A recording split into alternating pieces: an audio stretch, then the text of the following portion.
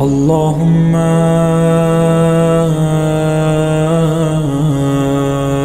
كل ولي الحجة ابن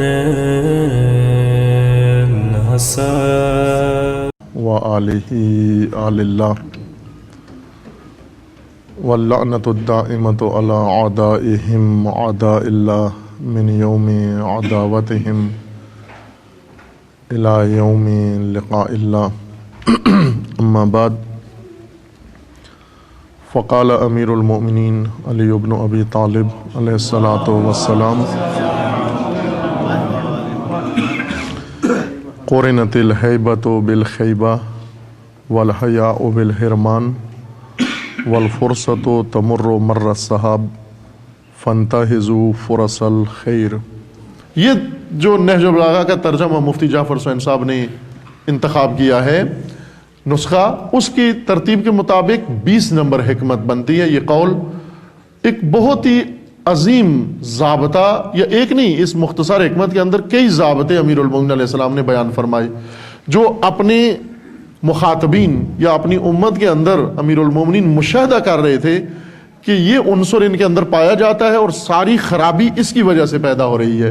ان چیزوں کی طرف ان کی توجہ مبذول کرائی۔ ایک تو فرمایا کہ شرماہٹ، شرمیلا پن آ جاتا ہے کہ انسان اگر جھجک، اس شرماہٹ کا مطلب جھجک محرومیت کا سبب ہے۔ وہ انسان جس میں جھجک موجود ہو یہ محروم ہوتا ہے انسان۔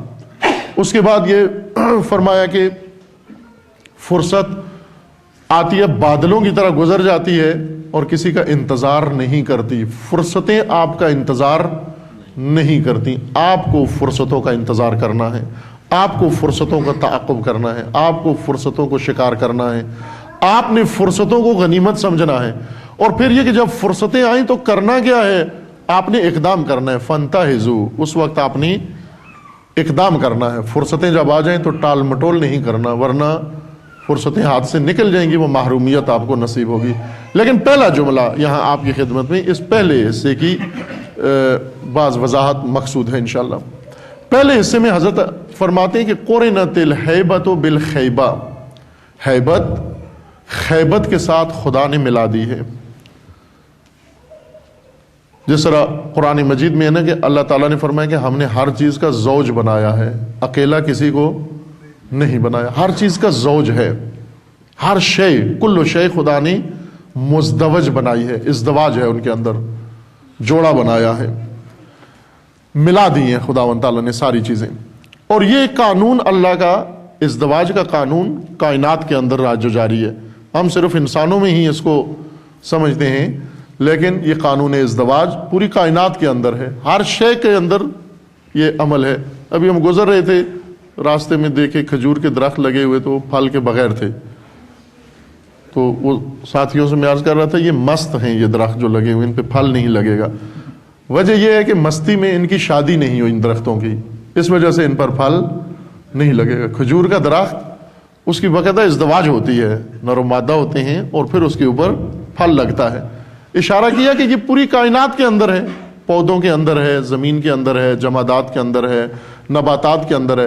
بعض جگہ پر ہمیں یہ ازدواج تکوینی معلوم ہو جاتی ہے یا اس کی کچھ علامتیں، اور بعض جگہ ہمیں نہیں معلوم ہوتا چونکہ اس موضوع کو ہم پڑھتے نہیں ہیں۔ لیکن یہ نظام ازدواج، یہ تناحقوں کا عمل پوری کائنات میں، حتیٰ اسماء اللہ حسنہ میں خداوند تبارک و تعالیٰ کے علماء بیان کرتے ہیں کہ دو طرح کے اسماء ہیں۔ ایک سنگل نام ہے اللہ تعالیٰ کا، جس طرح کریم، رحیم، باری، تعالی، یہ ایک ایک نام ہیں۔ اور کچھ نام ہیں جن کو کہا جاتا ہے یہ مزدوج نام ہیں، ترکیبی نام ہیں، جس طرح تبارک تعالی، حی قیوم، یہ مزدوج اسماء ہیں، یہ دونوں مل کر ایک نام بنتا ہے۔ حی ایک نام ہے، قیوم ایک نام ہے، ایک الگ الگ نام ہے، لیکن حی القیوم یہ تیسرا نام ہے، یہ دو نام نہیں ہے، یہ ایک نام ہے حی القیوم۔ حی ایک نام الگ تنہا، قیوم ایک الگ نام ہے، لیکن جب آپ حی القیوم کہیں گے تو یہ ایک الگ نام ہے، یہ پہلے دو نام نہیں ہیں کہ ان کو ملا کے آپ نے دو نام ایک ساتھ بیان کر دیے، بلکہ یہ ایک تیسرا نام ہے۔ یہ تیسرا نام کیسے بنا؟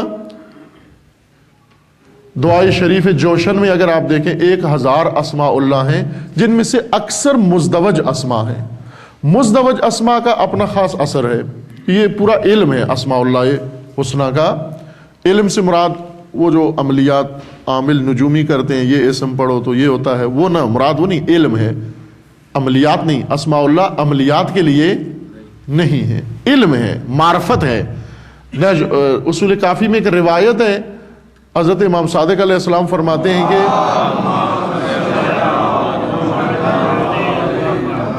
کہ خداوند تبارک و تعالیٰ کے نام، یہ اسماء اللہ کی معرفت کے دروازے ہیں، یہ ابواب معرفت خدا ہیں، ان ابواب سے انسان کو معرفت حق تعالی نصیب ہوتی ہے۔ لہذا یہ ابواب معرفت و علم کے لیے ہیں، حکمت ہے ان اسماء کے اندر۔ فقط اشارہ دیا میں نے آپ کو کہ ازدواج کائنات کا ایک قانون ہے، اللہ تعالیٰ نے اس قانون کے تحت نظام چلایا ہوا ہے، باقی وہ برقرار اسی سے ہے۔ ہمیشہ دو چیزیں آپس میں ملتی ہیں، دو عنصر آپس میں ملتے ہیں، یہ چند عنصر ملتے ہیں، ان سے ایک نئی چیز سامنے آتی ہے، نیا نتیجہ اس میں وجود میں آتا ہے۔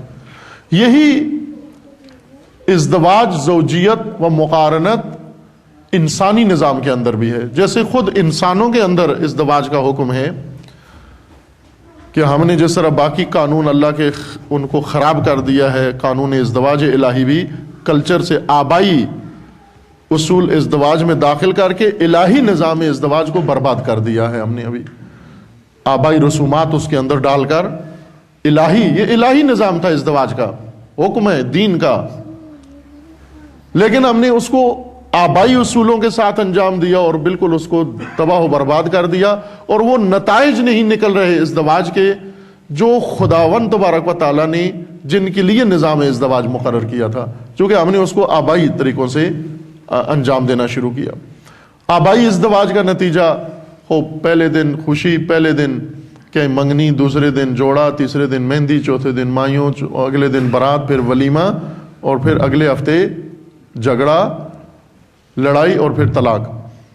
خوب یہ آبائی ازدواج کا انجام، شروع اور انجام ہے۔ لیکن الہی ازدواج وہ کسی اور ہدف کے تحت ہے، کسی اور مقصد کے تحت ہے، اس کا فلسفہ ہی کچھ اور ہے الہی ازدواج کا جو انسانوں کے درمیان ہے۔ لیکن ایک ازدواج، ایک تو عورت و مرد کی ازدواج ہے، ایک ازدواج انسان کے اندر اس کی صفات کی ازدواج ہے۔ دو صفات آپس میں ملی ہوئی ہیں، اکٹھی نہیں رہتی، خدا نے ان کا تعلق جوڑ دیا ہے، ہمیشہ ہمراہ ہوں گی۔ وہ انسان کے وجود کے اندر، آپ کے وجود کے اندر، مثلا زوجہ کے وجود کے اندر اور زوج کے وجود کے اندر، یا غیر شادی شدہ مرد و عورت ہوں، ان کے وجود کے اندر ایسی 20 صفات ہیں کہ وہ صفات آپس میں رشتہ ازدواج میں منسلک ہیں۔